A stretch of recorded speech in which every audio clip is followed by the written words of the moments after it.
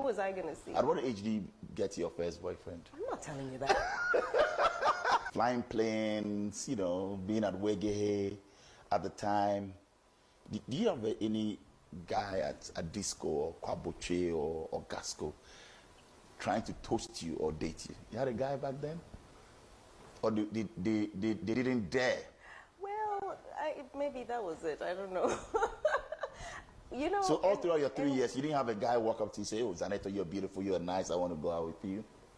Oh, not the going out with you part. Not the going out. No. No, but like be your friend or be my girlfriend. No. But with Wesley Girls, you had 1 day for visiting. All right. And you couldn't just show up. Like when you got there, they had like a whole table with the seniors there, and you had to write who you are, who you're going to see, and then they'll call the person. So there was a whole, and it wasn't just for me, by the way. That was the way it was done.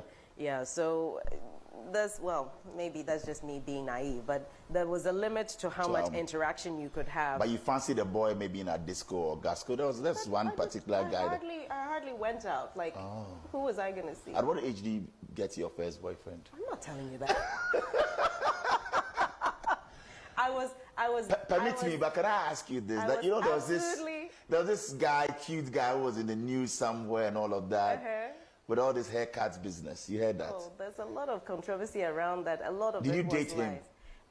If you're gonna specify, I would not specifically. No, exactly. But did you go out with him and Dad wasn't happy at a point? You were sent to the castle for a haircut and all of that. Is that true? Okay, now you're going down the path of lies. Let's stay on the path of righteousness. So that was it. That wasn't the truth. My dad had nothing to do with that. Oh, yeah. So it's good that you're clarifying this because it's been in the news. It's been out there because and President Rawlings, then maybe head of state, took him to the castle, gave him a haircut. That is untrue. No. The story that I had heard regarding how that all happened was there was some land issue, and there was some military person involved. But so it wasn't that he was even dating you. That wasn't it. Oh, at the time we were not even friends. Friends. Yes, this was long after I'd gone my way and he had gone his way. So it was a bit strange actually, but politics again, I think it was just a perfect story, for the time. How did you take that news, knowing that, look, people were peddling falsehood? And that's one thing that now, even on social media, it gets me worried because with what we read and our children will come and see it, and you know that this is palpable lie. Yes, I think for me that bothered me a lot because for me, and you're going to force me to give details. No, please. No, just go. I feel it's your interview, so we grant you that. At the time, I felt quite unfairly treated because the fact is the story wasn't true.